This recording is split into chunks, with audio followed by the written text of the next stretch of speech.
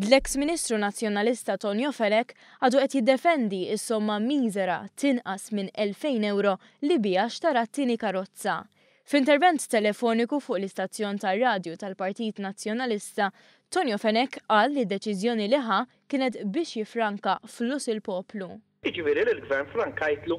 Tonio Felek kienet jirreferi għal xiri tal-karozza ta' tip Honda CR-V Estate, karozza li amministrazzjoni preċedenti xtrat b'25,000 euro, però Felek għamel deal tajjeb.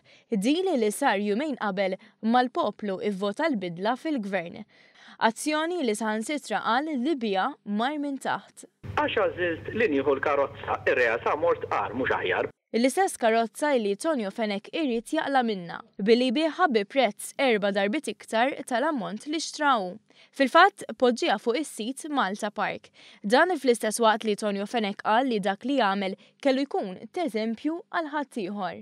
Bħala segretarju responsabbli mill-Ministeru tal-Finanzi, fejn suppost irid nuri ċertu għaqal fin-nefqa tal-Gvern għandi nagħti l-eżempju.